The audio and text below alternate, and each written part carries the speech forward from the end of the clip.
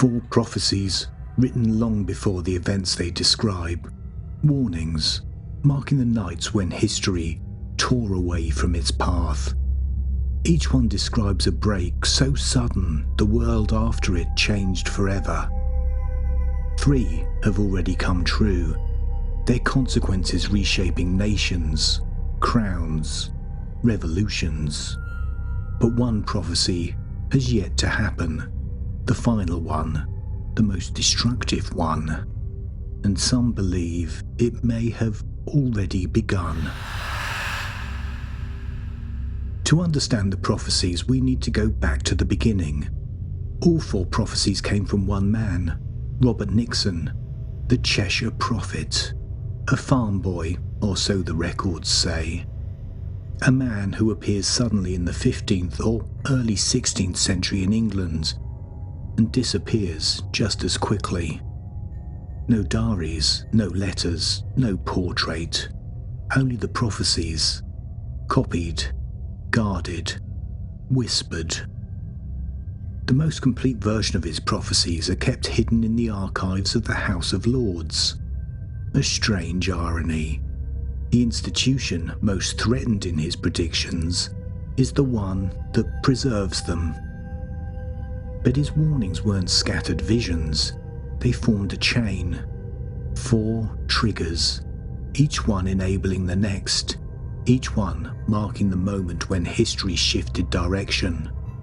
And the first break begins with the most powerful man in England never to wear the crown. A great one shall fall by his own doing, a man of scarlet, raised by favour, shall lose all by pride. He who stands nearest the crown shall stand nearest no more. The first prophecy describes the collapse of a man who held England in balance.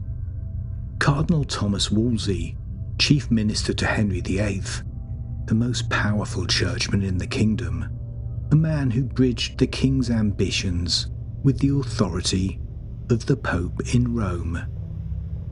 He stood closer to the crown than any subject in living memory, but when Wolsey failed to secure Henry's annulment for his first marriage, the pride that lifted him became the force that destroyed him.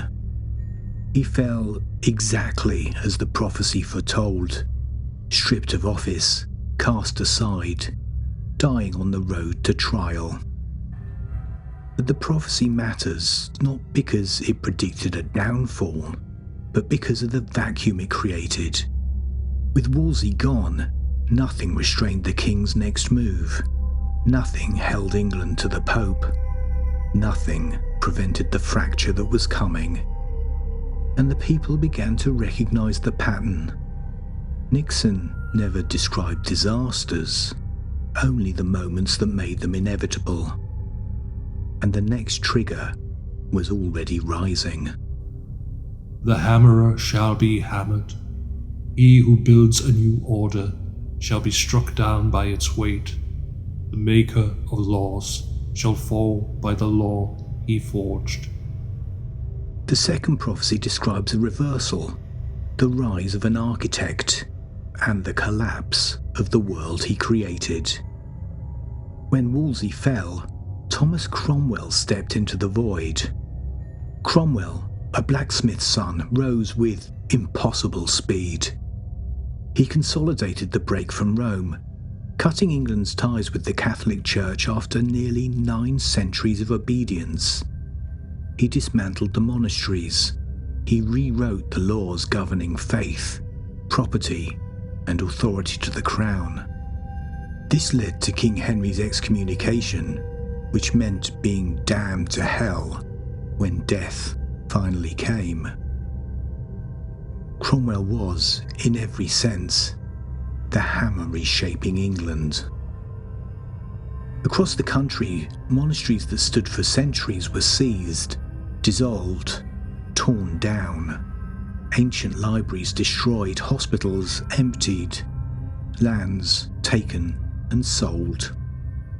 But the break fell hardest on the people inside. Monks and nuns, many of whom had lived their entire life behind cloistered walls, were expelled overnight. No trade, no families, no way to survive. Many were reduced to begging, wandering the roads as strangers in the country they once served. This was the moment England's spiritual world was torn apart. But the prophecy warned that the architect would not survive the world he made. When Cromwell arranged Henry's disastrous marriage to Anne of Cleves, the machinery he built turned against him. He was arrested without warning, condemned without trial, by the legal system he engineered. He fell exactly as the prophecy foretold, the maker of laws struck down by the laws he forged. His death left England divided, spiritually gutted, politically unstable, and once again, those who knew Nixon's words recognized the pattern. Another trigger, another consequence gained momentum, and the next break was already forming in the cold. From the cold shall come a leader, and with him the king, a man unlooked for, shall restore what was broken. The third prophecy doesn't describe a fall, but a return. After Cromwell, England fractured completely. Cromwell's revenge was enacted 100 years later by one of his own descendants, Oliver Cromwell. Oliver Cromwell seized control of England by force, executed the king, and appointed himself Lord Protector. 11 years without a monarch, a country ruled uneasily by Parliament, and a restless army.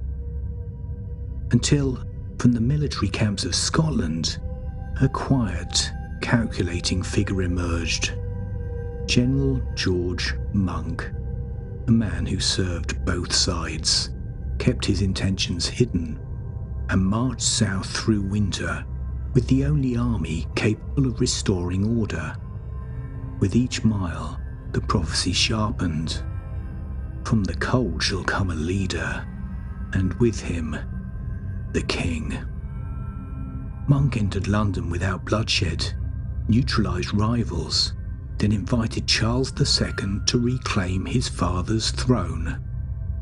It was hailed as a miracle, a return to stability. But Monk didn't restore the old world. He couldn't. The monarchy he brought back was weaker, symbolic, and permanently altered.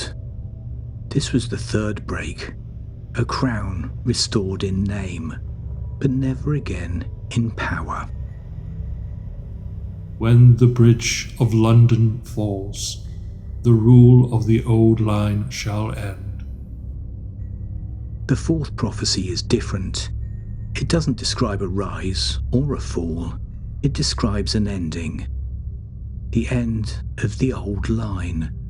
The 1,000-year structure weakened at every break before it. The fall of Wolsey loosened the first stone. Cromwell shattered the foundation. Monk restored the crown, but only as a symbol. With each break, the line grew thinner, more fragile, and the final trigger was always meant to look ordinary. For generations, the prophecy remained abstract, until the government in the mid-20th century created a secret protocol for the death of one monarch in particular. This was given a code name, Operation London Bridge. And when Queen Elizabeth II died in 2022, one sentence, spoken over a secure line from the royal castle of Balmoral, activated it. London Bridge is down. For the first time, the trigger described in the final prophecy was spoken aloud. It didn't mark a physical collapse, it marked a threshold. And to those who remembered the prophecy, it felt like the beginning of the fourth break. 3 times a single trigger reshaped the world. None of them looked like disasters when they happened, but the turmoil that followed certainly did. And now, for the fourth time, the trigger may have been pulled. When the Bridge of London falls, the rule of the old line shall end. We don't yet know the consequence, but in Nixon's prophecies, the aftermath is never clear and never gentle. Maybe the break has already begun. Some secrets were meant to stay buried. One man removed 20 pages from a book because the words were too dangerous to read. The Devil's Bible is waiting for you in the archive. I'm Nico, and I'll meet you in the next case.